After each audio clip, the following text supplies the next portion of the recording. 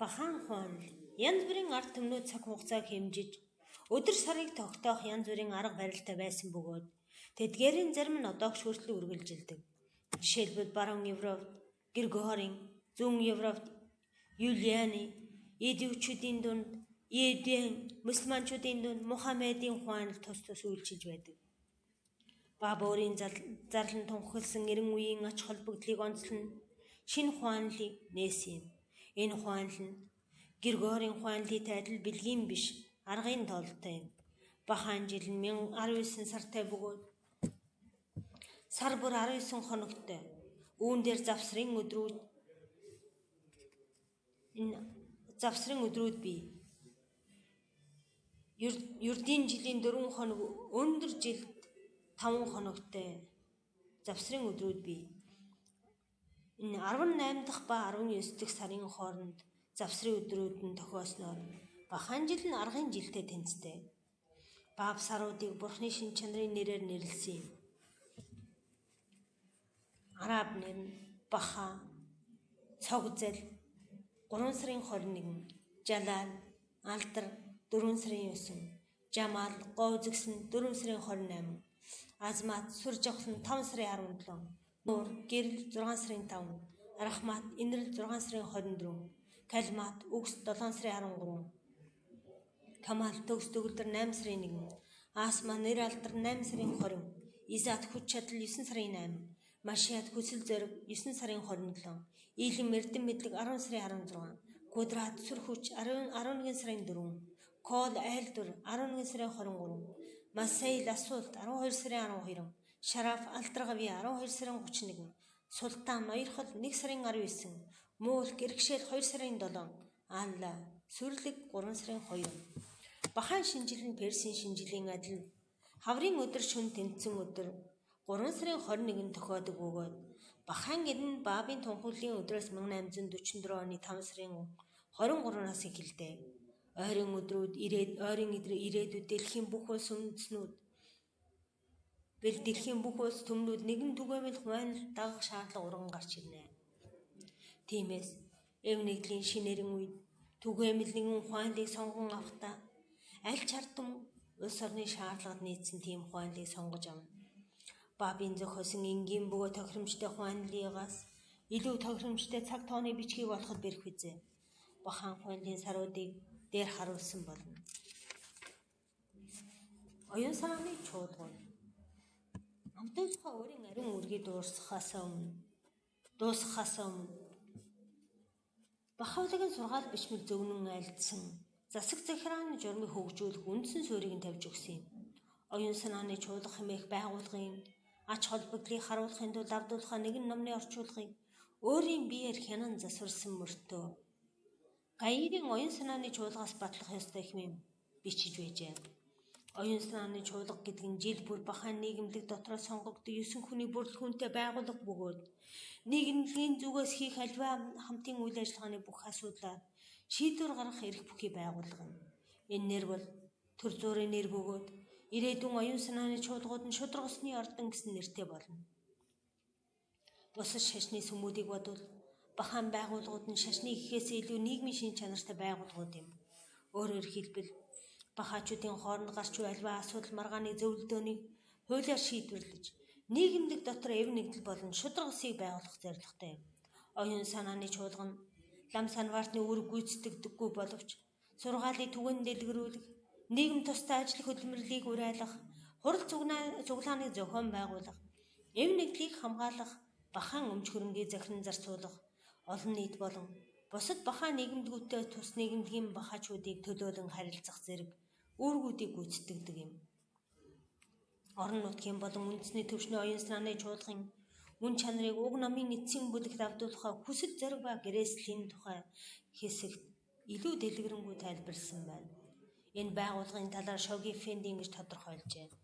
Сургаалын асуудлыг өдөртөн чиглүүлэх арга замыг нь олж хайх, өргөжүүлэх, бэхжүүлэх асуудал нь үйл хэргийн ашиг сонирхолтой, амин чухал ач холбогдолтой боловч энэ асуудал нь эдгээр чуулгуудын анхаарлыг татах цорын ганц асуудал биш юм. Бахавла Абдулхаа нарын илгээл бичгүүдийг сайтар сольж үзвэл Үйл хэргийн ашиг сонирхол чамгүй ач холбогдолтой бөгөөд орон нутаг бүрийн ант нөхдөд сонгогдсон төлөөлөгчдийн зүй ёсны анхаарлыг татах бусад үүргүүд байдгийг тодорхой болно. Тэд анхаарал халам сонор сэрэмжийг хадгалан мэрэгэн цэцэн сонор соргог байж муу санаатан дайсны дайрал давшилтаа сургаалын сүмийг байн өмгөөлөн хамгаалах үүрэгтэй. Тэд ант нөхдийн дунд найрсаг эвсэг харцаа хөвгүүлэн дэмжиж үлэдгэх хүйтэн хүндий байдлын өчүүхэн ч гэсэн уул мөрийг зүрх сэтгэл бүрээс зайлуулж харин үйл хэргийн ажил үйлс идэвхтэй чин сэтгэлээр хамтран ажиллах явдлыг баталгаажуулан дэлгэрүүлээс зохилтой. Тэд ямар ч цаг үед ядуу зүдүү өвчин зовлонтой тахир дутуу өнчин өрөөсөн бэлэвсэн хүмүүс арсны анги давхрах итгэл үнэмшлээс нь үл хамааран тусч гараан сунгахын тулд чадах бүхнээ хийх ёстой. Тэд өөртөө бүхэл аргаар залуучуудын материаллык болон оюун санааны гэгээлийг хөвгүүлэн дэмжиж хүүхэд багчуудыг сурган хүмүүжүүлэх арга замыг хангаж боломжтой бахан боловсролын байгууллагуудыг байгуулж тэдгээрийн ажлыг хянан зохион байгуулж хөгжил дэвшлиг нь хангах үүрэгтэй. Тэд ант нөхдийн тогтмол уулзалт цуглаан баяр ойн тэмдэглэлт өдрүүд болон хүн ардын нийгэм оюун сэтгэхүй болон оюун санааны ашиг сонирхолд үйлчлэн зүтгэх тусгай цуглаан хурлыг зохион байгуулах үүрэгтэй. Үйл хэрэг маань дөнгөж нялх балчир байгаа энэ цаг үед тэд бахан ном зохиолыг орчуулгыг ажлыг хянаж бахан бүхэл ном зохиолыг боловсон нимбай байдлаар хэвлүүлж нийт хүн ардад түгээн дэлгэрүүлэх ажлыг зохион байгуулах үүрэгтэй. Нийгмийн тэргуун магнаад байгаа хувь хүмүүс даруй төлөв хариуцлагатай зан чанар хандлагыг хөгжүүлж чадах оюун санааны бишрлийн хүч чадал өнөөдөр дутагдж байгаатай холбогдуулан орчин үеийн соёл иргэншлийн доройтон задарч байгаа энэ үед бахан байгууллагууд ямар их үүрэг хариуцлагын нуруунд дээр үүрч болохыг таамаглаж болох юм аа. Бахан тэмдэглэлт өдөр баяр мацаг барил. Навруузын баяр бахан шинжил 3 сарын 21, Ризваны баяр Бахаулагийн тунхаглал 4 сарын 21-ээс 5 сарын 2 хүртэл. 5 сарын 2 Бабын тунхаглал 5 сарын 23. Бахаула тэнгэр тальсан өдөр 5 сарын 29. Бааб баатарлагаар амьд өргөцсөн өдөр 7 сарын 9. Бабын мэндэлсэн өдөр 10 сарын 20. Бахаулагийн мэндэлсэн өдөр 11 сарын 12. Гэрээсийн өдөр 11 сарын 26. Авдуулахагийн тэнгэр тальсан өдөр 11 сарын 28. Мацагварлтын сар 3 сарын 2-оос эхлэн 19 хоног. Баярууд бахан шүлтгтэн хүмүүс өөрсдийн баяр баясгалан хөөр багтлаа жилийн турш олон янзын баяраар илэрхийлдэг. Египтийн Александриа хотод 1912 он Навруузын баярын үеэр Авдуулахаа ингэж хэлжээ. Бурхны ариун хууль нь цаг үеийн мөчлөг, эрен үе бүхэнд эдэстэд баяр, цэнгэл, амралтын өдрүүд байдаг үлээ. Ийм өдрүүдэд худалдаа наваа, аж үйлдвэр, газар тариалан зэрэг ажил хөдөлмөрөө зогсоох хэрэгтэй. Бүгд хамтдаа цэнгэлдэн баярлаж, уулзаж цуглаан зохион байгуулж, нэгэн чуулган мэт болж, үндэсний нэгдлэвийн санаа хүн бүхний нүдэнд илт болох ёстой. Энэ өдөр болбоос эдэстэд өдөр учраас түүнийг үл тоомсорлож үл болохоос гадна зүгээр цэнгэл баярыг тэмдэглэх өдөр болох ёстой юм. Ийм өдрүүдэд хүн ардын мөнхийн ач тус үн цэнийг хүртэх байгууллагуудыг байгуулж болно. Өнөөдөр хүн ардыг удирдан чиглүүлэхээс өөр илүү өрөвтэй гэж үгүй лээ. Бурхны анд нөхөд ийм нэгэн өдөр бахаачууд төдийг бүх ил хүн төрлөختөнд хүрэх буян сайхан үзэл санааг үлдээх ёстой. Ийм гайхамшигт эрен үед буян төлсийг хүн төрлөختөнд даяараа бүтээх ёстой. Учир нь энэ бол Бурхны инэрл нэгүслийн илэрхийлэл юм. Тиймээс Бурхны анд нөхөд бүгдээрээ хүн төрлөختний хувьд Бурхны инэрл болох болтгой хэмээн би найдаж байна. Навруз, Ризваны баяр, Бахаула нарын мэндэлсэн өдөр, Бабын тунхаглал, бас Авдуулахагийн мэндэлсэн өдөр зэрэг өдрүүд нь бахаачуудын хувьд жилийн хамгийн баярт өдрүүд юм. Персийн баярыг тэмдэглэхдээ баяр найр зугаалга зохион байгуулж тухайн үйл явдал тохирсон илтгэл яриа хийдэг юм. 18 дахь ба 19 дахь саруудын дунд завсрын өдрүүд тохиодог бөгөөд эдгээр өдрүүдэд анд нөхдийг өрнөн зочилж бэлэг сэлд өгч ядуу зүдүү хүмүүс өглөг өгдөг.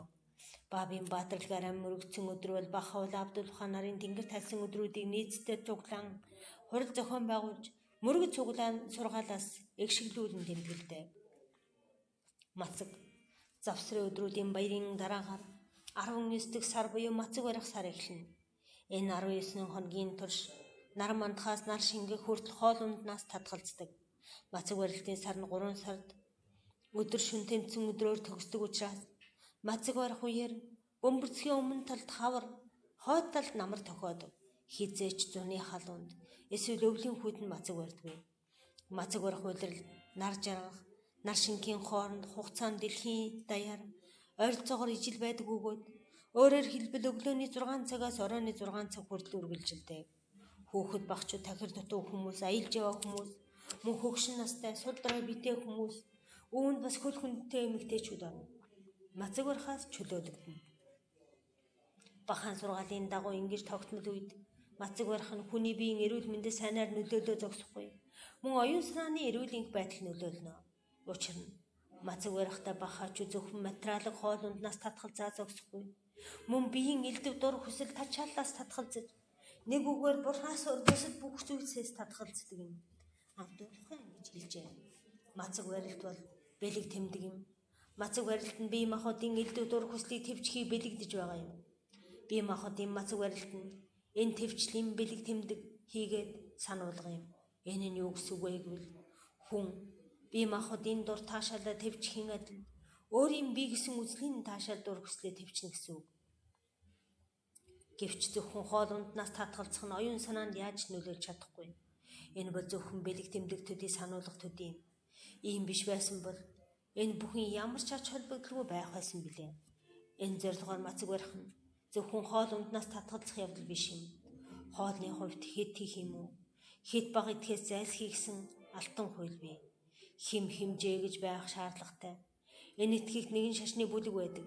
Тэд хоолноос туйлын байдлаар татгалзах номлолтой утвал идэх хоолоо аажмаар багасхан эцэст нь юу ч идэхэ болдог байна. Гэвч үүнээс үлж тэдний оюун ухаан хохироход хүрнэ. Хоол дутагдсанаас болж биеийн ухаан сул болсон хүн бурханд үйлчлэх чадлагүй болно. Тэрээр тодж харж чадахгүй. Уулзалт цуглаанууд хамтдаа сүсгэлэн мөргөх сургаалыг судлан бясалгах, шүдгийнхээ хөгжил дэвшлийн талаар зөвлөлдөн ярилцах зорилгоор сүсгтэн олон тогтмол уулзалт цуглаан хийх нь маш чухал ач холбогдолтой гэж Абдулхан хэлсэн билээ. Өөрийн нэгэн илгээлт бичиг тэрээр ингэж үтжээ. Бурхны анд нөхөр болов. Энэрл түүний шадар шивгч нарын дунд эв хийн холбоо, эв найрамдал өдрөөс өдөрт нэмэгдэхийг Бурхны хүсэл таалал шийдэн захирамжилсан билээ. Үүнийг хэрэгжүүлээгүй цагт ажил хэрэг ямар ч замаар өөдлөн дэвшихгүй. Зүүн олны эвийн холбоо эвсэг харилцааны хамгийн шилдэг арга зам болбоос оюун санааны уулзалтууд юм. Энэ асуудал бол тун чухал бөгөөд тэнгэрлэг буян нивэлийг татах соромжсон билээ. Абдулхагийн сургаал бичгүүд 1-р бот хуудас 125. Бахаачуудын оюун санааны уулзалтын үеэр улс төр болон газар дэлхийн анхар шахар асуудлын талаар ярилцахаас зайлсхийх нь зүйтэй. Сүсгнүүдийн цорын ганц зорилго нь тэнгэрлэг үннийг бусдад зааж сургах, өөртөө нь суралцах, тэнгэрлэг хайраар зүрх сэтгэлээр дүүргэх, тэнгэрлэг хүсэл зоригийг илүү төгс үз сэтгэлээр хүлцэн даах явдал юм. Бурхны ханилэг улс залран тогтохыг хөхүүлэн дэмжихэд оршино. 1912 онд Нью-Йоркд байхдаа айлцсан нэгэн альдвартай Абдулхай хэлсэн юм. Бахан цуглаан бол хурамстын цуглаан болох ёстой. Уг цуглаан хурамстын цуглааны гэрэл гэгээгээр гийх ёстой. Хүмүүсийн зүрх сэтгэл болбоос үнний нарны гэрэл туяаг тусгасан толилгоо адил байх ёстой. Сэтгэл зүрх бүр утасны нэгэн үзүүр нь зүрх сэтгэлийн гүнд нөгөө л хурамстын чуулгантай холбогдсон илгээл мэдээллийг солилцож байх. Цахилгаан мэдээний өртөө мэд болох ёстой. Ийм замаар Хавхан ханилэг улсын онгод тижээлэрж бүх хил ярианд эвийн харьцаа давмгайлах болно. Та нарын дунд хэрэг зөвшөлтсөл, эвнэгдэл, хайр ивэл тогтно. Төдий чинээ Бурхны хишиг та нарт очиж адист гоож авлан бахавла та нарыг дэмжин туслана. Нэгэн илгээлт бичгтээ тэрээр бас ингэж хэлжээ. Эдгээр цуглааны үеэр гадны хорчны ярилцлагаас бүрэн татгалзаж, гагцхүү сургаал үгсийг үншин хэрэгцүүлж, Бурхны үйл хэрэгтэй холбоотой асуудлаар ярилцаж, жишээлбэл нотлохоог тайлбарлаж, тод илэрхий баталгааг ойлгуулж, хайрт Бурхны шинж тэмдгийг ярьж хайхтал зориулахад анхаарлаа хандуулах ёстой. Цуглаанд оролцох гэж байгаа хүмүүс очихынхоо өмнө туйлын цэврээрэн хурцхан рөмсөж, апхан ханлаг улсад хандсны дараа сая туйлын даруй төлөв байдалтайгаар цуглаанд орвоос зохино. Тэгээ сургаал бичмлүүдээс уншиж байх үеэр анир чимээгүй сувал зохино. Хэн нэг нь үг хэлхийг хүсвэл ээлдэг боловсон байдлаар бусдын зөвшөөрлийг авсны дараа уран яруу цэцэн сэлмэгүүгээр бодлоо илэрхийлвээс зохино. 19 хоногийн баярууд Авдуулха тэнгэр тайснаас хойш Бахан засаг захиргааны журам хөгжсөн билээ. 19 хоногийн баярыг Бахан сар бүрийн эхний өдөр тэмдэглэж, энэ баярын үеэр хамтаарн ариун судар номоос уншин бясалгаж, мөргөлүүлдэхээс гадна Бахан ажил үнсийнхээ талаар зөвлөлдөн ярилцаж, анд нөхөд чөлөөтэй харилцан нөхөрлөдөг юм. Энэ баярын үеэр оюун санааны чуулган нийт сүсгтэн олон тайлангаар тавьж, ажлын төлөвлөгөө болон шашныхаа үйл хэргийг илүү үр дүнтэйгээр зохиож явуулах талаар санал бодлоо илэрхийлэн дэвшүүлэхийг тэднээс уриалдаа. Машрикул Аскар сүсэг мөргөлийн орнуудыг сүсгтэн олон улс орны хот бүрт барих ёстой гэж Бахаула зааварчлан зохисон юм. Эдгээр орнуудыг тэрээр Машрикул Аскар гэж нэрлсэн бөгөөд энэ нь Бурхны магтуу мандсан газар гэсэн утгатай юм. Машрикул Аскар нь 9 талтай, бөмбөр оройтой, хив загвар хийцийн хувьд аль болох үзэгсэн төгс бордон байх ёстой юм. Уг ордныг усан мөргөлөөр, мод ургамал, цэцэг ногоо дэлгэрсэн хүрээлэн байгуулж, эргэн тойронд нь боловсрал, буйны болон хүмүүнлэгийн ач холбогдолтой барилга байгууламжуудыг байгуулах учиртай билээ. Ингэснээр сүм дотор Бурхан сүсгэлэн мөргөх явдал нь ямагт байгаль дэлхий, соёл урлаг, нийгмийн нөхцөл байдлыг сайжруулах бодит ажил үйлстэй нягт холбогдож байх ёстой. Перс орнд одоо хүртэл Бахачууд ийм сүсэг мөргөлийн ордон байгуулах боломжгүй байгаа юм. Анхны Машрикул Аскарыг Оросын Ашхабад хотод барьсан юм. Авдуулха 2 дахь мөргөлийн ордны тулгын чөлөөг 1912 онд Америкт аялж байхдаа Чикаго хотоос хэдэн бэрийн газар Мичиган нуурын эрэг дээр тавьж өгсөн юм. Өрөндийн энэхүү их ордонд зориулан Авдуулха дараах зүйлийг айлдсан юм. Яг энэ мөчид Америкийн Машрикул Аскарыг барих санд дэлхийн улс орн бүрээс сүсгтэн олон өөрсдийн чадал чинээгээр хандвийг тасралтгүй илгээж байгаад Бурхан талархал өргөнө. Адамын өдрөөс өнөө хүртэл Азийн хамгийн алслагдмал улсаас Америк руу хандив илгээж байгаа ийм явдлыг хүн төрлөختөн үзээгүй лээ. Энэ бол Бурхны гэрээсийн хүч чадлын ач юм. Үнэнгүй энэ бол ухаанд хүмүүсийн гайхал бишрлийг төрүүлсэн үйл хэрэг билээ. Бурхан Иесусгтнүүд улам их өгөөмөр сэтгэлийг үзүүлж, барилгыг барихад улам их хөрөнгө мөнгө цуглуулна гэдэгт найдаж байна. Хүн бүр өөрийн хүслийн дагуу хийх хэрэг чөлөөтэй. Хэн нэгэн хүн мөнгөө өөр юм зориулахыг хүсвэл зориулна биз. Түүнд ямар нэгэн байдлаар бүү саадхий. Гэвч энэ цаг үед хамгийн чухал зүйл бол Машрикул Аскарыг барих явдал гэдэгт итгэлтэй бай. Энэхүү барилгын нууц бол үнэнхүү агуу бөгөөд одоо энэ нууцнд тайлагдах болоогүй байна. Гэвч түүнийг барьж байгуулах ажил өнөө үеийн хамгийн чухал үйлс болоо.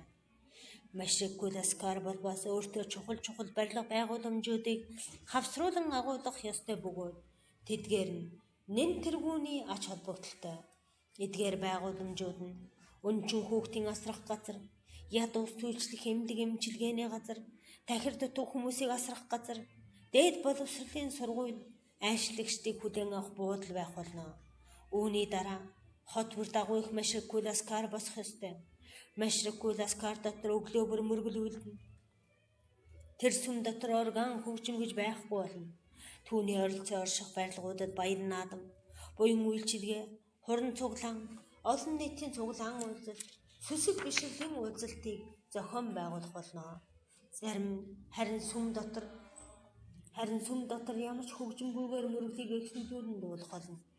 Сүмийнхөө таалгыг бүх хүндрэлтэн нээгтэн, сургууль, эмнэлэг, буудлын, асрамжийн газар, дээд сургууль, аспирантурын барилга болон бус буйны барилга байгууламжуудыг байгуулсан тэр цагт үүд хаалга бүх улс үндэстэн, бүх шашны хүмүүс нээлттэй болно. Ямар ч ялгуурлан гадуурхах явдал үгүй болно. Арсны өнгө үндэстэн яснаас үл хамааран хүн бүртийн буйны үлсийг хүртэн. Үүд хаалга нь бүх хүн төрлөختөнд өргөн нээгдэж, ямар ч атгах сэжиг үзэлгүйгээр хүн бүхнийг хайрлана. Гол барилгыг мөргөл сүсэг бишрэг зориулна. Тинхүм шашин бол шинжлэх ухаантай уялдаж, шинжлэх ухаан шашинтай түншилж, хоёулаа нийт хүмүүн төрлөختний материалыг оюун санааны буян гişгийг арвижуулах болно. Үхлийн дараах амьдрал. Бие махбодын амьдрал бол бидний орчин тогтнолын үр хөврөлийн үе шатыг төлөөлдөг юм гэж Бахаула бидэнд хэлсэн юм. Тиймээс бид бие махбодоос хаснаар хүний сүнс илүү өргөн дүүрэн, илүү эрх чөлөөтэй амьдралыг угтан авч шинээр мэдлэн гэсэн үг. Бахаула ингэж бичжээ. Хүний сүнс бие махбодоос салангуудаа Бурхны дэргэд очих хүртэл зогсолтгүй хөгжин дэвшиж, ямар ч ярен үед цаг үеийн хувьсэл, энэ дэлхийн ертөнцийн өөрчлөлт, боломж болцоонд өөрчлөгдөхөөргүй тийм нөхцөл байдалд очдог байна. Сүнс нь Бурхны ханилг ус, түүний эзэрхэл, түүний ноёрхол ба хүч чадал орсоор байсан цагт орсоор байх болно. Сүнс нь Бурхан болон түүний шин чанарыг илэрхийлж, түүний хайр халамж буян гişгийг нээх болмай. Ийм эрхэм байр суурийг гоо сайхныг зүй ёсоор дүрслэх гэж оролдох гэтэл миний биер хөдөлж үл чадна. Инэрлийн мотор уг сүнсэнс шингэх тэр их алдар гавьяаг ямар ч хэлээр зүй ёсоор илэрхийлж үл чадах. Газар дэлхийн ямар ч хүч дүрсэлж үлж дийлэх билээ. Газар дэлхийн ямар ч хүч дүрсэлж үл дийлэх билээ. Хин нэгний сүнс бие махбодоос салах тэр мөчид дэлхийн хүмүүсийн хоосон төсөөллөөс ариулсан байвал юутай адилтдаг билээ. Ийм сүнс бүтээгчийнхээ хүсэл зоригийн дагуу амьдран хөгжиж, эрхэмдээ дивааж нэвтрэн орох болмоо. Тэнгэрийн дагнас сүрлэг харшийн усан суугчид түүнийг тойрон эргэлдэж, Бурхны зүнч мэрэгд ба сонгомл элч нар түүнтэй хансахыг хүснэ. Тэдэнтэй сүнс харилцан хөөрөлдөж, түүнийг бүх хор баяртанцын эзэн Тэнгэр Бурхны замналтын мөнхрүүлсэн тэр зүйлийн талаар дурсан ярих болмоо. Дээд Тэнгэр хийгээд газар дэлхийн эзэн Тэнгэр Бурхны ертөнцүүдэд ийм сүнсэнд учрах хувь заяаг хиндч болов хэлэх юм бол тэр хүн тэр даруй сэтгэл хөөрж энэхүү нэн эрхэм ариун хийгээд үзэгсэлэн бодох утгийг хүртэх гэж бүхэл сэтгэлээрээ тэмүүлэн яарвчлах болно. Үхлийн дараах сүнсний мөн чанарыг хизээж дүрслэх боломжгүй бөгөөд хүмүүсийн нүдэнд бүрэн шин чанарыг нээх нь үл нийцэх өгөөд үл зөвшөөрөгдмөй. Бурхны зүнж мэрэгд ба элч нарын доош илгээгдсэний цорын ганц зорилго бол хүн төрлөختнийг үнний чиг шулуун замд оруулах явдал бөлгөө. Тэднийг нэн тодруулсан зорилго нь гэвээс хүмүүсийг гэгээрүүлж, үхэх цаг нь ирэхэд дээдийн ариун цагаан зүрх сэтгэлийг барин бүрэн ангижирсан байдлаар дээд Тэнгэрийн суудлаа өдүүлэхтэн туслах явдал юм. Эдгээр сүнснүүдийн цацруулах гэрлэн чухамхүү дэлхийн ертөнцийн хөгжил дэвшлийг тэтгэдэг хүн ардыг нь дэвжээнд дэвшлүүлж ирсэн билээ. Тэд ахуй ертөнцийг эсгээдэг хөрөнгөлөнгөө адил бөгөөд дэлхийн соёл урлаг, гайхамшигт бүтээлүүдийг нэн амьдруулагч хүчин юм. Тэдний ачаар буян гişгийн хур бороо хүмүүсийг ундаалж газар дэлхий дээр үржим цэцэглэн боловсрдог. Альва юм учир шалтгаан хөдөлгөгч хүч болон амьдрах зарчимтай байх ёстой билээ.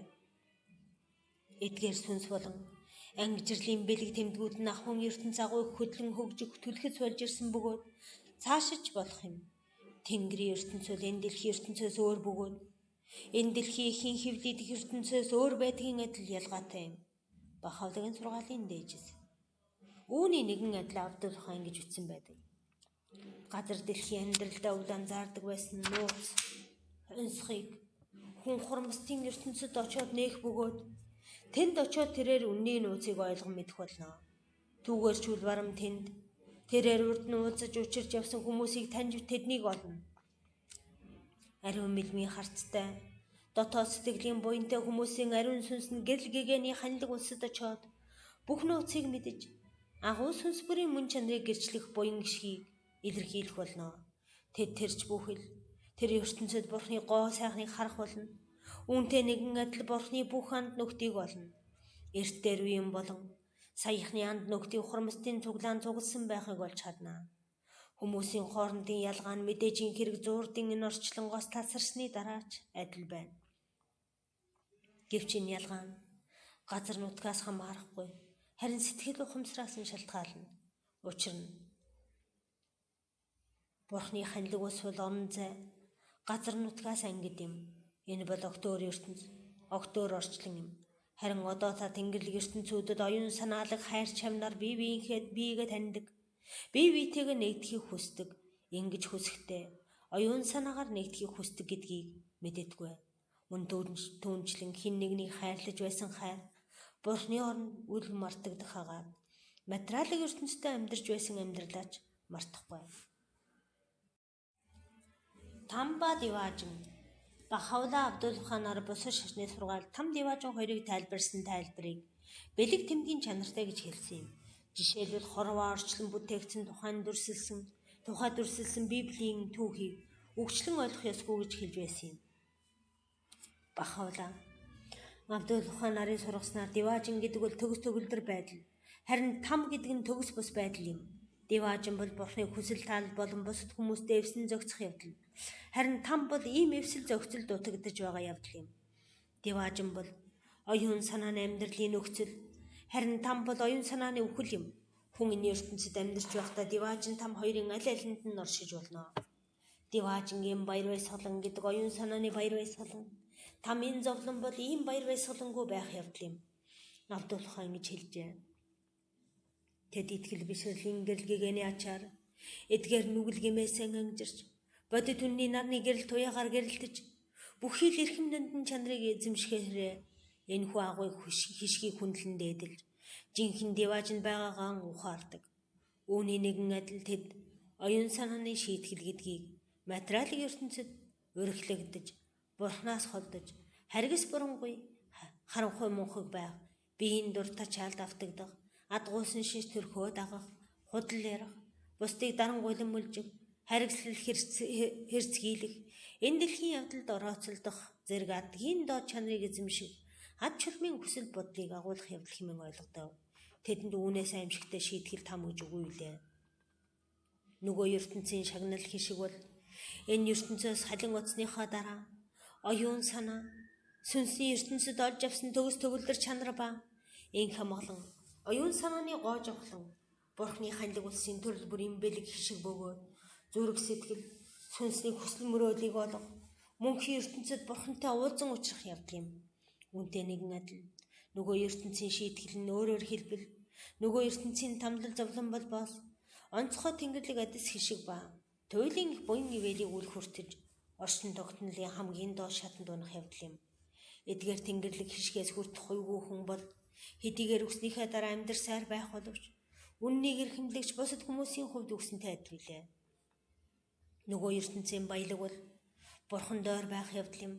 Түүгээр зогсохгүй тэнгэрлэг өргөөн дойр байгаа хүмүүс бусдын төлөөнөө мөрөг хэрэгтэй нь тодорхой бөгөөд энэ эрхийг Бурхан зөвшөөрдөг юм. Нүгэлгэн болон үл сүсгэлэх байдал насан эцэлсэн хүмүүсийн хувь заяач өөрчлөгдөж болно. Өөрөөр хэлбэл тэдгээрийг Бурхны шударгасны хуулиар бус харин энэрэнгүй сэтгэлээр өршөөж болно. Яагаад гэвэл өршөөд ивэлийг түүнийг хүртэх гавьяа хийгээгүй байсан ч өгдөг. Харин шударгасны цэрлэлийг юу хийсэнд нь тааруулан хүртээдэг бол тэдгээр хүмүүсийн төлөө энэ залбирах хүч бидэнд заяасан байдаг. Бурхны орон болох нөгөө ертөнцид ч мөн энэ хүчийг эзэмшлэр байх болно. Тийм учраас тэр ертөнцид тэдч дэвшин хөгжин энд тэд Бурхан залбиран намжилснаар гэрэл гэгээ хүртэж чадахын адил тэнд ч мөн өршөөл уучлалыг ярьж намжлан залбирч болно.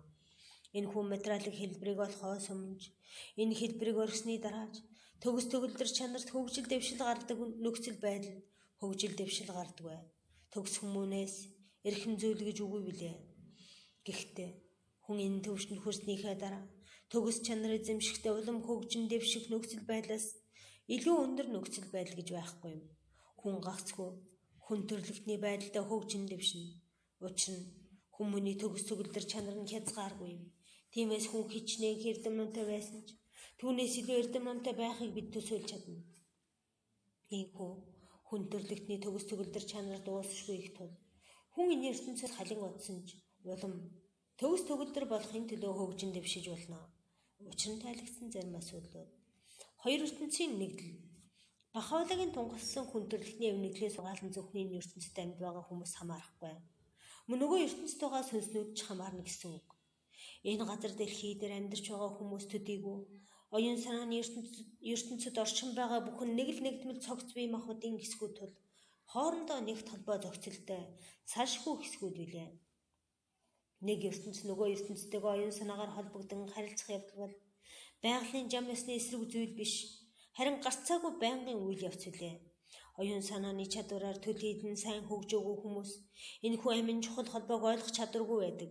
Харин оюун санааны чадах мэдрэмж хөгжсөн хөгжих тусам цаад ертөнцид байгаа сүнснүүдтэй харилцах нь илүү тодорхой, ухамсартай боллоо. Зүнж мэрэгэн ариун гэгийн хүмүүсийн хувь сүнсний ертөнцтэй харилцан ярилцах нь энэ хийдэр хүмүүстэй ярилцахын адил ердийн үзэгдэл байдаг. Авдуулхан ингэж харилцжээ. Зүнж мэрэгдэд үзэгдсэн зүйлс нь зүгүүд биш байдаг бөгөөд тэдгээр нь харин сүнсний бодит үзэгдэл байдаг. Тэд жишээд би тийм маягийн хүн харсан. Би тэгж хэлэхэд тэр надад ийм хариулт өгсөн гэж ярьдаг. Энэ үзэгдэл бол зүүд нойронд нь үзэгдсэн үзэгдэл биш юм. Энэ нь зүүд зэрэглээ адил нүдэнд нь үзэгдсэн сүнсний үзэгдэл юм. Оюун санаалаг гэгэн хүмүүсийн дунд оюун санааны ухаарал нээлт харилцаа холбоо байдаг агаад тэдгээр нь альва хий дэмий төсөөлөл сэтгэмжээсээ чөлөөтэй агаад цаг хугацаа байр орон зайнаас ангид юм. Тинхүү евангел бичснээр та бооруулн Мосей, Элианаар Христээр хурч ирсэн байдаг. Энэ нь бие уулзал байгаагүй. Харин биетээр уулзсан байдлаар дүрслэгдсэн оюун санааны уулзал байсан юм гэдэг нь тодорхой. Эдгээр үзэгдэл нь бодит үнэн бөгөөд хүмүүсийн оюун ухаан бодол санаанд гайхамшигтай өрөөгөөжтэй бөгөөд зүрх сэтгэлийг тадтаа. Учир нь тайлгдсан зарим асуултууд. Сэтгэхүйн далд хүчин чадлна гэж байдгийг хүлээн зөвшөөрхийн хажуугаар тэрээр ийм нөөц чадлыг цаг нь болоогүй байхад албадан хөгжүүлэх гэж оролдож хэрэгжиж болохгүй гэж хэлсэн юм. Бид хэр үзэнж мэрэгдийн тавьж өгсөн оюун санааны хөгжил дэвшлийн замрыг дагах аваас ийм чадвар цаг нэрэнгүүт аяндаа хөгжин нэгднэ. Тэрээр мөн гэж айлджээ. Энэ ертөнцид байхдаа сүнсний далдын хүчийг хөөцөлдөн оролдох нь ирээдүйн ертөнцид сүнсний нөхцөл байдал саад болдог. Эдгээр хүчнүүд нь бодит хүчнүүд боловч ихэнхдээ энэ орчлонд идэвхтэй биш байдаг. Ихэнх хөвлөд байгаа хүүхэд нүд чих гар хөл зэрэг эрхтнүүдтэй байдаг. Материалын ертөнцийн амьдралын бүхий л зориг болбоос тэдгээр хүчнүүдийг идэвхтэй үйлчилдэг. Бодит үнний ертөнцид хүрэх явдал юм. Тэр хүчнүүд тэр ертөнцид хамааралтай байдаг. Хатагтай Бактоны тэмдэглээс Авдуулахагийн хянснаар зүгээр зугаацах юм уу сониуд зандаа хөдлөгдөн талигаач болсон сүнснүүдтэй харилцах гэж оролдох нь зохисгүй хэрэг юм. Харин тэрхүү хөшгөний нэгэн далд оршигчд нь нөгөө талд оршигчдийнхоо хайрлан тэдэнд тусалж тэдний төлөө мөргөн залбирах үүрэгтэй.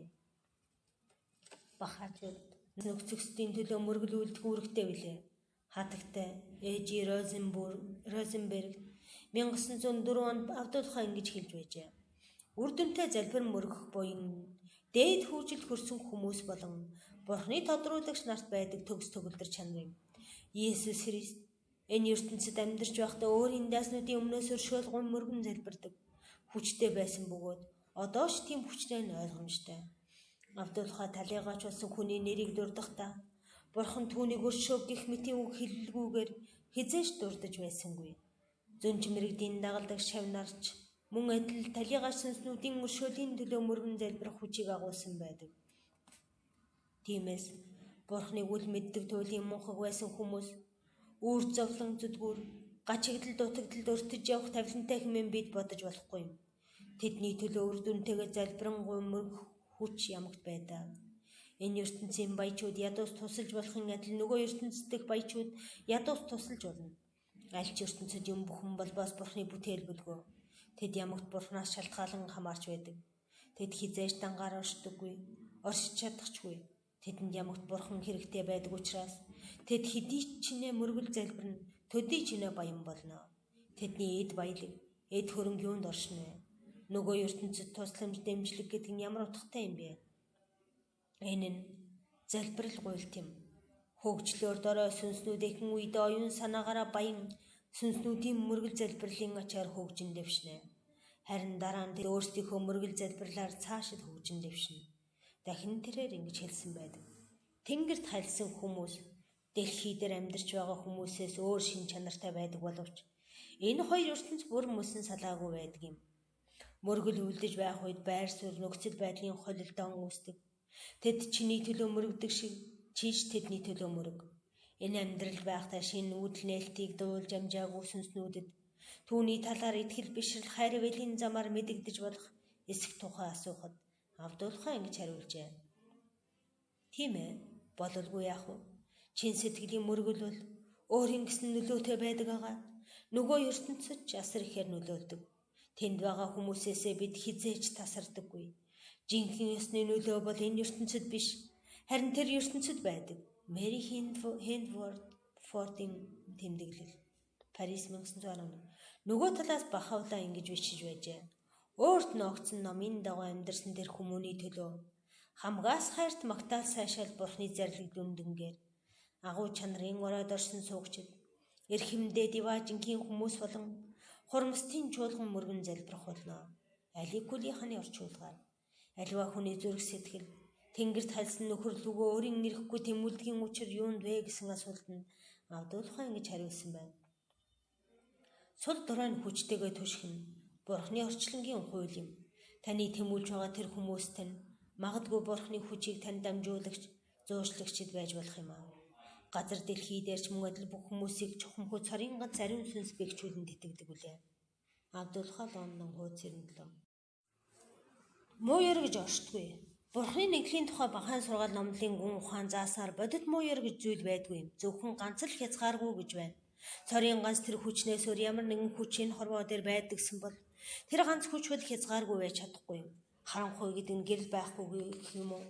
Эсвэл гэрэл баг байгаагийн шинж байдгийн адил муу ёр гэдэг сайн чанар байхгүй байгаагийн эсвэл сайн чанар сул хөгжсөний илрэл юм. Муу хүн гэдэг бол сайн тал нь сул хөгжсөн хүнийг хэлнэ. Хэрв тэр хүн хувиа хичээсэн бол хувиа хичээсэн зан нь түүний муу ёр тал биш юм. Учир нь альва хайр бол тэр ч бүхэл өөрийгөө хайрлах хайр бол тэнгэрлэг байдаг. Тэр хүний муу чанар нь юунд оршиж байгаа вэ гэвэл өөртөө чигсэн энэ хайрыг нь зүй ёсоор чиглүүлээгүй бөгөөд түүнд бусдыг болон Бурхны хайрлах хайр дутагдж байгаа оршиж байгаа юм. Тэр хүн өөрийгөө хамгийн давуу амьтан гэж үзээд тижээмэл нохойг илдэг шиг өөрийгөө эрхлүүлэн илж улмаар нохойноос ч дор болдог байна. Нэгэн загталтай Авдуулхан ингэж бичжээ. Авдуулхан хэсэг сүсгнүүдэд хэлэхдээ муу ёр гэж оршдгүй. Тэр ч байтугай муу ёр гэдэг хоосон хүндий зүйл юм гэж хэлсэн юм. Туйлын үнэн зүйл юм. Учир нь хүний хамгийн амтгийн муу ёр зан чанар бол зөв замаас хазайж үннээс өөрийгөө халахалдаг явдал юм. Алдаа гэдэг бол өдөрдөн дутагсны шинж, харанхуй гэдэг бол гэрэл байхгүй шинж, харанхуй бүдүүлэг гэдэг бол эрдэм мэдлэг дутагдсных, худал чуурмаг гэдэг бол үнэн шударга зан дутагдсных, сохор гэдэг хараагүй дүлий гэдэг бол сонсголгүй хүлээ. Тиймээс алдаа, сохор дүлий, харанхуй бүдүүлэг гэсэн зүйлс нь хоосон хүндий үл орших зүйлс юм. Тэрээр дахиж айлтжээ. Анх бүтээгдэх үед хүнд муу чанар гэж байхгүй. Бүх юм сайн сайхан байдаг. Зарим хүмүүс төрөлхийн муу чанар гэж байдаг боловч энэ нь мөн чанартай тийм биш юм. Жишээлбэл дөнгөтөрс нь ялах хүүхдэд шунал уур хилэн ааш араншин муугийн шинж тэмдэг байна гэж бодъё. Тэгвэл тэр хүний мөн чанар сайн муу хоёр тал төрхөөс нь эхлээд байна гэсэн үг. Энэ бол байгаль орчингийн хуулийн эсрэг зүйл юм. Үүний хариу нь юу вэ гэвэл шунал гэдэг бол нийгмийг улам ихээр хүсэх чанар. Хэрвээ энэ чанарыг зөв талаар нь ашиглах юм бол маш сайн зан чанар юм. Тиймээс хэрв хүн мэдлэг ухаан эзэмших, эсвэл энэрэнгүй гомбо шударгуулахыг хүснэ тэмүүлж, үүнд түүний бүх шуналыг чиглэгдвэл энэ нь туйлын сайшаалтай зүйл болно. Түүнчлэн хэрв тэрээр уур хилэн, муухай шарын шингаа цусны шунагч, зэрлэг араатан шиг дарлан мөжлөгчдийн эсрэг ашиглах юм бол туйлын сайшаалтай хэрэг болно. Гэвч эдгээр зан чанараа төв зөв зүйлд ашиглахгүй бол үнэхээр зэмлэл хүлээх үйц болно. Энэ нь хүний бүх чанарт хамаарна. Хүний чанар нь амьдралын үнэт баялаг билээ. Хүн тэдний хууль бус буруу зүйл ашиглавал туйлын гिचгшүүртэй юм болно. Тиймээс байгалийн бүтээл гэдэг бол анханасаа сайн сайхан байдаг нь ойлгомжтой. Учир нь тайлгтан зарим асуудал. Хуудас 201-202 муу муухай гэдэг бол ямагт хүний амьдрал сайн сайхан зүйл дутагдж байгаатай холбоотой юм. Хүний доод чанар нь тэнцвэргүйгээр хөгжсөн бол үүнийгээ засаж залруулахын тулд муу чанарыг найрлах гэж оролдох биш, харин сайн талыг нь ихсгэх гэж оролдох хэрэгтэй. Ингэснээр зохих тэнцвэр бий болно. Та нарт би амьдрал хайрлаж, та нар тэр амьдралаа улам их ариун хэмжээгээр хүртээсэй гэсэндээ би ирсэн гэж Христ хэлсэн. Ийм тийм ч учраас бидэнд хэрэгтэй зүйл бол жинхэнэ амьдрал, жинхэнэ ёсны амьдралаа нэмэгдүүлэх явдал, Бахавлагын сургаалж, Христийн сургаалтай ижил тэрээр хэлэхдээ өнөөдөр энэ хүү боол дэлхийн ертөнцийг амьдруулан сэргээхээр ирсэн. Раис дэлгээсэн бичиг гэж хэлсэн билээ. Өөрийн дагалдагч нарт хандан тэрээр намайг дагагтун чингээс бид та нарыг хүн төрлөختний сэргэн амьдруулагч болгоно. Ромын хамлам дэлгээсэн илгээ төчгтэй. 12 дугаар бүлэг. Шашин ба шинжлэх ухаан. Мухаммедийн хөргөнхүү айлыг хэлэхдээ шинжлэх ухаантай нийцэх зүйл бол мөн шашинд нийцнэ гэжээ. Хүний оюун ухаан ойлгож хүлээж авах чадваргүй зүйлийг шашин бас хүлээн зөвшөөрөх ёсгүй. Шашин шинжлэх ухаан хоёр мөн зэрэгцэн хөгжих ба шинжлэх ухаанд эсрэг шашин бол үнэн биш юм. Паристалцсан айлдрууд 78. Төөрөглөөс бол зөрчил үүсдэг. Бахавлагийн нэгэн үндсэн сургаал бол жинхэнэ шинжлэх ухаан. Жинхэнэ шашин хоёр уялдан нийцэж байх тухай сургаал юм. Үнэн бол нэг л байдаг бөгөөд зөрчил гарах тохиолдол бүр нь үннээс болж байгаа биш, харин алдаа төөрөглөөс болж үүсдэг. Хуурамч шинжлэх ухаан, хуурамч шашин хоёрын хооронд олон зуун оны турш тэмцэл зөрчил гарч ирсэн бөгөөд тэдгээр зөрчлүүдийг сайтар ажиглаад үзвэл бүгд харанхуй мунхаг байдал, хоосон дэмий санаа бодол, атаа ажитуу, явц үзэл, үлэвлэрэнгүй зөрүүд гүжүүд хандлага юм уу? Шашин шинжлэх ухаан хоёрын аль нь ч үзэл санаанд үл нийцэх шалтгаанаас болж гарч байсан нь харагдана. Учир нь энэ хоёрын үзэл санаа бол нэг юм. Гекслигийн хэлснээр гүн ухаанчдын агуу үйлс нь тэдний оюун ухааны өр бүтээл байсан гэхээсээ илүү шашны эрхэм үзэл санаа тэдний оюун ухааныг чиглүүлж байсны өр бүтээл юм. Тэд үннийг нээгтээ чухамдаа учир зүүн ухаалаг сэтгэлгээгээр биш, харин тэсвэр төвчээр хайр, үнэн чанар болон өөрийгөө гоорох сэтгэлээрээ нээсэн юм. Математикч Бөөл ингэж хэлсэн байна. Геометрийн дүгнэлт бол мөн чанартай мөргөн залбирах үйл явц. Хязгаарлагдмал зүйлсийн талаар ойлголт өгөхийг хязгаарлагдмал ухаан, хязгааргүй ухаанаас гуйн залбирах үйл явц юм. Шашин шинжлэх ухааны агуулх зөнч мөргөн хүмүүс хизээч бие үгүйсэгдэггүй байна. Чухамдаа эдгээр агуу соёнгийн гэрүүлэгч нарын шавнар сургаалынхаа үзэл санааг биш, харин үг үсгийг шүтэн биширдэг байсан тул хожмын зөнч мэрэгдийг хяхан хавчиж хөгжил дэвшлиг эрс ширүүний эсэргүүцэн няцаадаг байсан юм. Тэд өөртийн дагдаг шашны сургаалыг судалж, өөрсдийн хязгаарлагдмал ухаандаа тохируулан түүний онцлог шинжийг туйлын нарийн төвөгтэйгээр тодорхойлсон байдаг. Тэр бүхэн л тэдний хувьд цорын ганц үнэн гэрэл гэгээ байжээ. Хэрв бурхан хязгааргүй буян шигээр бөмбөрцгийн өөр нэгэн өнцгөөс гэрэл илгээж онгодын дээр дэнлүү өөр зөнч мэрэгний гарт урдынхаас илүү асан дүрлцэж байсан бол шинэ гэрлийг өгтөн авч цоошин гэж сэтгэлээр хамаг гэрэл гэгээний эцэгтэй талархан өргөн шүтэн бишгийн оронд тэд уурлан өндөөцөж тэвдэн сандардаг байжээ. Учир нь энэ шинэ гэрэл гэгээ бол тэдний тооцоотой үл нийцэж байсан байна. Тэр гэрэл тэднийг ойлголтод үл нийцсэн өнгөтэй, үл нийцсэн газараас гэрэлдэж байсан тул бүхэл арга чаргаар түүнийг унтраах ёстой гэж үзэж байжээ. Тэгж унтраахгүй бол хүмүүсийг буруу номын замаар хөтлөн дагуулах нь байна хэмээн айн сүрддэг байжээ. Зөнч мэрэгдийн дайснуудын олонх нь ийм л бодол сэтгэлгээтэй сохорчуудын сохор удирдагч нар байсан бөгөөд өөрсдийн үнэн гэж бодож байгаа тэр зүйлийнхээ хийсвэр ашиг сонирхлын төлөө шин илүү өргөн дүүрэн үннийг няцаан үгүйсгэж байсан юм. Харин нөгөө хэсэг хүмүүс нь тэднийг бодвол ухаан дорой байсан тул хувиа хичээсэн үзлийнхээ улмаас үнний эсрэг тэмцэн эсвэл оюун санаагаар өгсөн мэд диддэхгүй үлбэр байсан тул хөгжил дэвшлийн замыг тагладаг байсан байна. Зөнч мэрэгдийг хяхан хавчиж байсан юм. Шашны агуу зөнч мэрэгдийг анх тодрох үед нь хизээ жигшин зэвүүцэж няцаан доромжилдог байсан билээ. Тэд болон тэдний анхны шавнар хизээдийн зөвүүцлийнхэн золиосулж өөрсдийн эд баялаг амь амьдралаа Бурхны замнал золиосулдаг байсан юм. Бидний амьдарч байгаа энэ үед ч бас ийм л байна. 1844 оноос хойш бахаула нарын олон мянган дагалдагчдыг харгас хэрцгийгээр тамлан алж тэдний дундаас олон хүн шорон гянданд хоригдож харин нутаг цөлөгдөж эд баялгаа булаалгүй доромжлогдож ирсэн билээ. Хамгийн сүүлийн үеийн шашин өмнөх шашнуудаас хавьгүй ихээр тусан загал майлагдаж өнөөх хүртэл тамдал зовлон үргэлжилсээр байна. Шинжлэх ухааны зөнж мэрэгэн хүмүүс ч адил зүйл тохиолдож байлаа. 1600 Дэлхий нарыг тойрдог хэмээн сургалаа гэж Жордано Бруномд нар зарлаж амьдаар нь шатаасан билээ. Хэдхэн жилийн дараа гарамгай гүн ухаанч Галилей мөн л энэ тавилан угтах байсан тул уг сургаалаас өөрөө татгалзжээ. Хожим үед Дэлхийн ертөнц 6000 жилч хүрэхгүй хугацааны өмнө 6 өдрийн дотор бүтээгдсэн гэсэн ариун судрын сургаалыг няцаалаа хэмээн дайрван болон орчин үеийн геологийн ухааны анхдагч эрдэмтдийг эрс шийдэмгийгээр буруутган зөвхөж байжээ. Гэхдээ шинжлэх ухааны шинэ олол нээлтийг эсэргүүцэх явдал дан ганц шашнаас гарч байсангүй. Шинжлэх ухаан доторч мөн адил хуучин үзэлтнүүд ч мөн л шашны хуучин үзэлтнүүдийн адил хандлагатай байв. Колумбыг тэр үеийн шилдэг гэгдэж байсан эрдэмтэн мэрэгж шоолн тохуурхаж хэрвээ усан онгоцод ертөнцийн нөгөө өнцөгт хүрч чадах юм бол тэд дахин дээшээ мацаж буцан ирж чадахгүй гэж өөрсөндөө нотолж байлаа. Цахилгааны тухай шинжлэх ухааныг анх нээсэн Галиваныг үе тэнгийнхэн эрдэмтэд зэмлэж мэлхийний бүжгийн багш шоолдог байсан байна. Цусны эргэлтийн талаар нээлт хийсэн Гарвег мэрэгжил нэгтнөөхт нь бас шоолн тохуурхаж номыг гажуудуулсан хэмээн буруу утган эрдмийн хүрээлэнгийн гишүүнээс хөөсөн байна. Стивенсон мотор хөдөлгүүрийг анх нээхэд Европын математикчид уг нээлтийг сайтар судлан үзэхийн оронд хөдөлгүүр нь хизээч гөлгөр замаар хүнд ачааг үүрэн хөдөлж чадахгүй.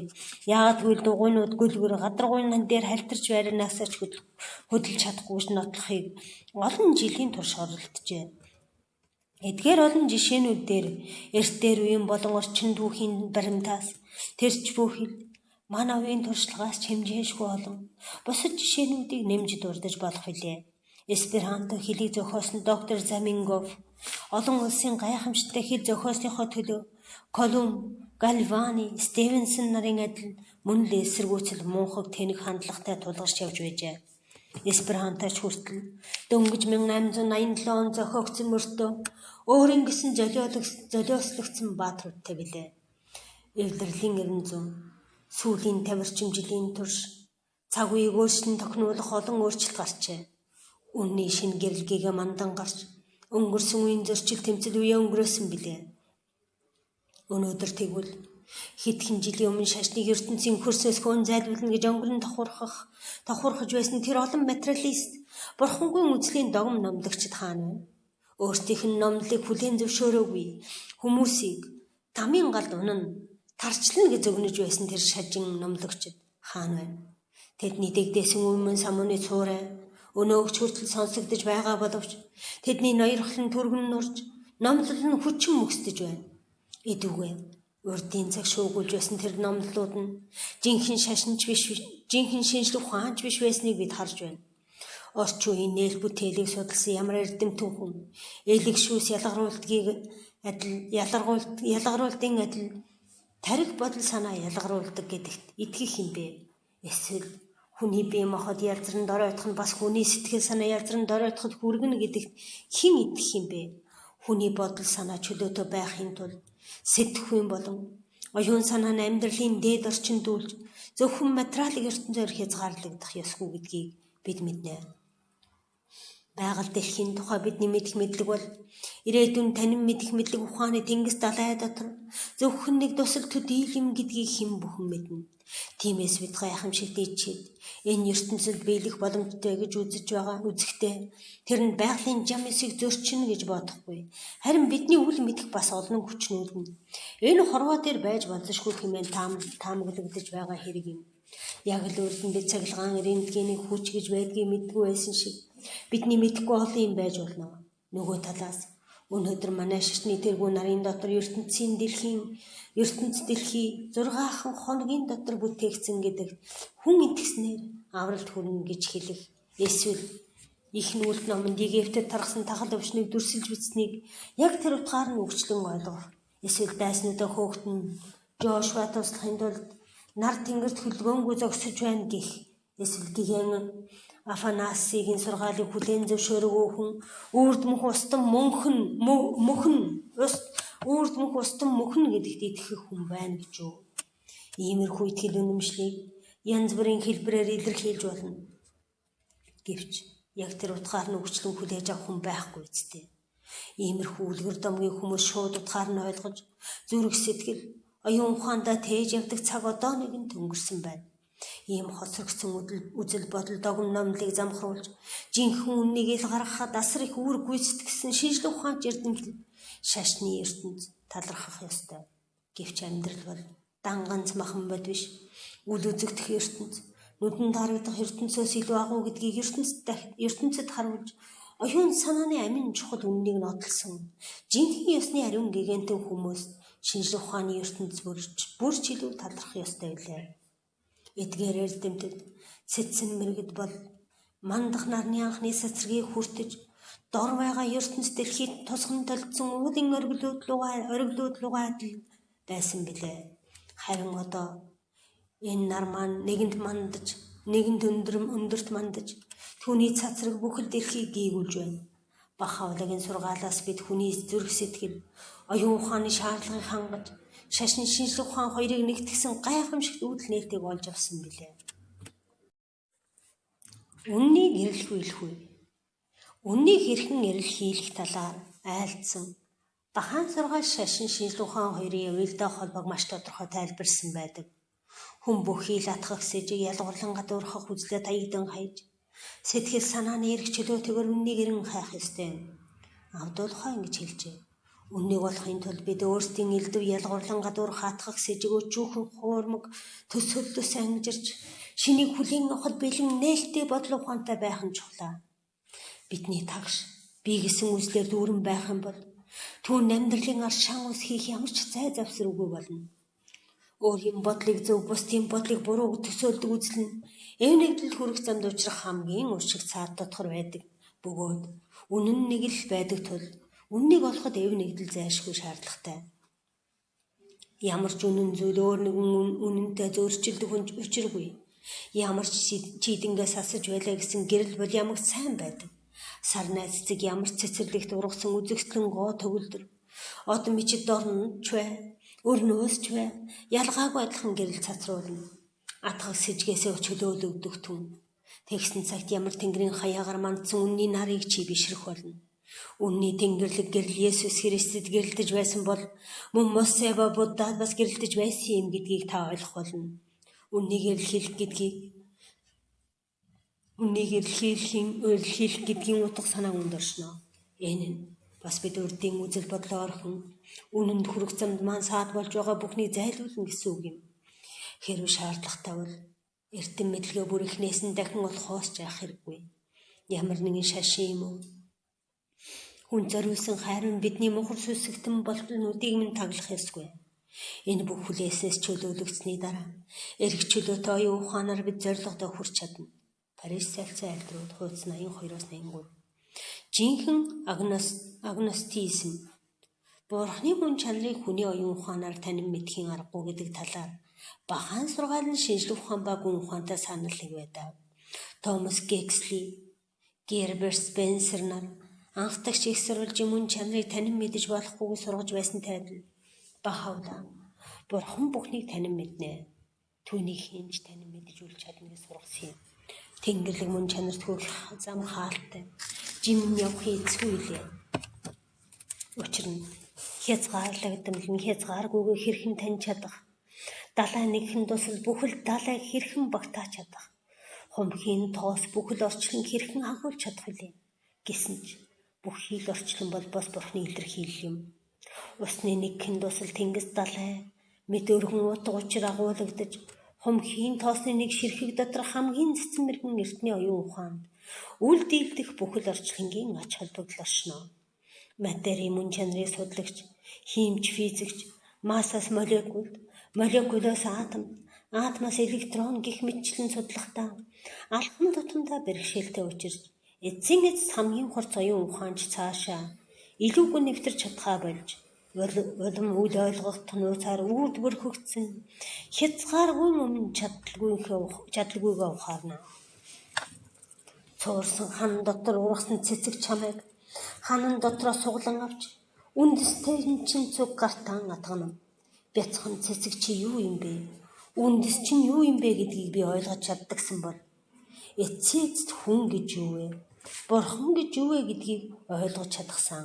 Тэннэсэн хэрв хан дотор ургасан цэцэг материйн өчүүхэн ширхэг атом нь хамгийн хурц ухаантан хүний ой ухаанд ойлгогдохооргүй их нууц онцгой шиг юм бол хүн бүхэл орчныг ойлгож чадна гэж үү? Хүн хамаг бүхнийг ихсруулж болсон хязгааргүй бурхныг тодорхойлон дүрсэлж чадна гэж үү? Бурхны мөн чанарын далаарх шашны элдв таамаглал хийх нь үр ашиггүй муухай явдал юм. Бурхны мэдлэг түүний мөн чанар нь ойлгогдохгүй ч гэсэн буян гişгийнх нь илэрхийлэх хаасайгүй илэрхий байна. Анхдагч ихсруулжийг таньж мэдэж чадахгүй ч гэсэн өөр нөлөө нь бидний чадвар өгөх нь мэдрэгдэж байна. Зураачийн бүтээлийг харснаас зураачийн тухай мэддэж болдог шиг орчлонгийн аль нэг талыг мэдснээр жишээлбэл байгаль юм уу хүний мөн чанарыг мэдснээр нүдэнд харагдах болон үл харагдах зүйлсийг мэдснээр Бурхны өр бүтээлийг таньж Тэнгэрлэг үнний элч хүн түүний алдрыг жинхэнэ ёсоор таньж мэднэ. Тэнгэрлэг үнний элч хүн түүний алдрыг жинхэнэ ёсоор таньж мэдж мэднэ. Бурхны алдрыг тэнгэр тунхаглаж түүний өр бүтээлийг диваажин харуулна. Нэг өдөр нөгөө өдөрт үг дамжуулж нэг шин нөгөө шүнд мэдлэгийг үзүүлнэ. Сүлдүүл 19. Тэнгэрлэг тодруулагчид бүх юмс үзэгдэл Бурхны буян гişгийг их бага хэмжээгээр тодруулан илэрхийлнэ. Бүх бодгаалымс нарны гэрлэлгийж түүний цацраг туяаг их бага хэмжээгээр тусгана. Хөөний жаахан хэсэг нарны туяаг бага тусгана. Чулуу түүнээс арай илүү тусгана. Тэгвэл шохон жижигхэн хэсэг бүрч илүү тусгана. Гэсэн ч энэ бүх тусгалд бид гэрэлт нарны өнгө хэлбэрийн улмрыг олж харддаг. Харин төгс толинд нарны хэлбэр өнгө тэр аяараа бус тусдаг бөгөөд тэр тусгалыг харах юм бол яг л нарыг харж байгаатай адил болно. Бурхан бидэнтэй харилцахдаа мөн л тийм замаар харилцдаг. Чулуу бидэнд Тэнгэрлэг шин чанарын талаар ямар нэгэн зүйлийг илэрхийлж чадна. Цэцэг бол арай илүү илэрхийлнэ. Амьтан бол гайхамшигтай мэдрэхүйд зөм бэлэг хүч чадал хөдөлгөөнөөрөө бүрч илүү илэрхийлнэ. Хамгийн доод төвчний хүмүүс ч гайхамшигт бүтээгчийн гайхамшигт чанарын талаар олон зүйлийг илэрхийлж чадна. Харин яруу найрагч мэрэгэн цэцэн сууд ухаантан хүмүүсээс бид илүү их илэрхийллийг олж хардаг бол агуу их зөнч мэрэгд болон шашны үндэслэгч нар нь хүндэрлэгтэнд Бурхны хайр ивэл мэрэгэн ухааныг толдон тусгах төгс толнууд юм. Бусад хүмүүсийн толбол хувиа хичээх хатхаг сэжиг үзлийн доос тортог халтарцсан байдаг. Харин зөнч мэрэгдийн толбол цэвэр ариун ямар ч өсөвгүй байдаг бөгөөд Бурхны хүсэл тааллыг л толддог. Тинхүү тэд хүндэрлэгтний агуу их соён гэгэрүүлэгч болдог байна. Тэднээр дамжин эрг сургаал болон ариун сүнсний хүч чадал нь хүндэрлэгтний хөгжил дэвшлийн ихсруулж болдог бөгөөд Бурхан хүмүүс бусад хүмүүсээр дамжуулан туслана. Амьдралын арай илүү төвшөнд хүрсэн хүн бүр арай доод төвшөнд байгаа бусад хүмүүстэй туслах ёстой. Харин хамгийн дээд төвшөнд байгаа хүмүүс нь бүхэл хүндэрлэгтний дэмжин туслагч нар юм. Бүх хүмүүс хоорондоо сундаг болсоор холбогдсон юм шиг байгаа биз? Хэрв хүн бусад хүмүүсийн төвшнөөс арай өндөрт гарвал олж чангана. Хуучны нөхд нь түүний доош нь чангаахыг хүсвэж адилхан тэнхээгээр тэрээр тэднийг дээш нь татна.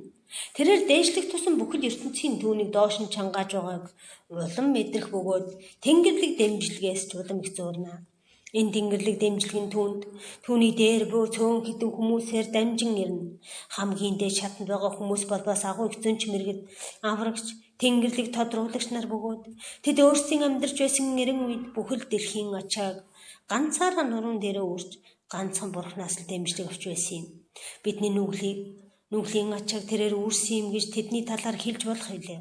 Зөнч мэрэгэн бүр дагалдагчдынхаа хувьд зам, үнэн амьдрал гэж байсан юм.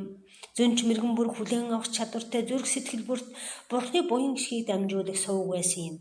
Зөнч мэрэгэн бүр хүн төрлөختний өсгөн дэвшүүлэх тэнгэрдэг төлөвлөгөөнд өөрийн гэсэн үүргээ гүйцэтгсэн билээ.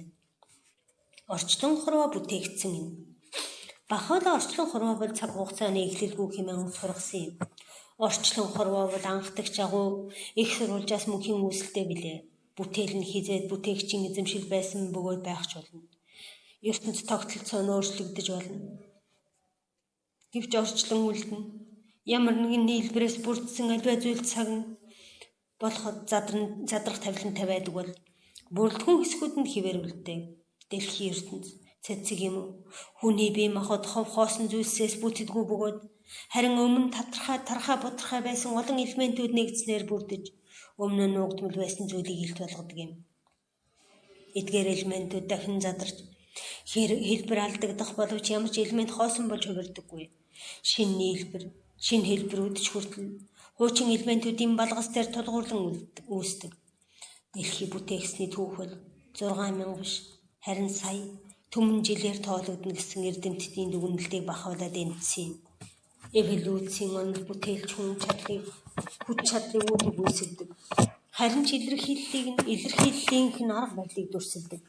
Одон орон геологч, физикч, биологч нарын судалгааны үр дүнд аажмаар илт болж буй материал орчингийн бүтээгдсэн гайхамшиг түүх нь эртний судар номнуудад өгсөн хялбар шуусан дүрслэлээс илүү бидний гайхал бишрлийг төрүүлдэг үлээ. Хуучин гэрэн эхлэлийн тухай 1-р дэвтэрт харин энэ түүхийн оюун санааны үндсэн утга учирыг бэлгэдлийн аргаар тайлбарласан байдаг. Энэ нь хамгийн хичээнгүй сургагчийн хичээгээд өсөлж дийлэхээргүй зүйлийг чадварлаг зураач багасаа хэдхэн удаа хүргээд л зохих хэдрэлтийг гаргаж чаддагтай адил юм. Хэрвээ материалын тал нь оюун санааны талыг халахалж байвал материалын тал байхгүй байсан дээр харин оюун санааны үндсэн утга учирыг нэгэн сайтар ойлгосон бол материалын наривчлалыг нь мэдснээр дүр зургийг нь улам гайхамшигтай улам баян сүрлэг болгож зүгээр нэг ноор биш жинхэнэ уран бүтээл болно. Абдулхаа өмдөө холбогдуулан ингэж хэлжээ. Энэ орчлон дэлхий, энэ хязгааргүй огторгуу дэлхий бол эхлэлгүй гэсэн. Нэгэн хүн утга учир бүхий үннийг мэддэггүй. Бүтээлгүй бүтээгчж байхгүй ба хинд ч хүч хангадаггүй хангарч байна гэж төсөөлөх боломжгүй юм. Учир нь энэ бүх тэнгэрлэг алдарнэр шин чанарууд нь эзэнтэй байж таарна. Хэрэг бид ямар ч юм оршиж байгаагүй тийм цаг үеийг төсөөлөн бодох юм бол энэ төсөөлөл маань Бурхны тэнгэрлэг чанарыг үүсгэсэнтэй адил болно. Түүнчлэн туйлын хоосон оршин тогтнол болж чадахгүй. Хэрвээ юм сүзэгдлээр оршиж байгаагүй юм бол тэд үүсэн бий болохгүй байсан. Тиймээс эвнэгдлийн мөн чанар өөрөөр хэлбэл Бурхны оршин тогтол нь үрдийн мөнх байдгийн адил өөрөөр хэлбэл эхлэл төгсөлгүй байдгийн адил орчхон энэ ертөнд хязгааргүй огторгуу дэлхийч мөн эхлэл төгсөлгүй гэсэн үг. Жишээлбэл огторгуу орчлонгийн нэгэн хэсэг нь юм уу нэгэн бөмбөрцөг нь оршиж эхлэх юм уу задран устж болно гэхдээ бусад хязгааргүй олон гараг эргэсэн бодсон хിവэр байна. Орчлон хизээ задраж устдахгүй. Харин ч орчин тогтол нь мөнхийн бөгөөд уусшгүй. Гараг бүхэн эхлэлтэй юм бол бас л төгсгөлтэй. Яагаад гэвэл альва дан буюу хамтын нийлбэр бүрдлэн задрах замтай. Сорын ганц ялгаа зарим нь хурдан задарч зарим нь арай удаан задардаг туршихоос биш. Ямар нэгэн нийлбэрээс бүрдсэн зүйл нь эцсээ задрахгүй байх нь боломжгүй асуудал юм. Учир нь тайлагдсан зарим асуудал.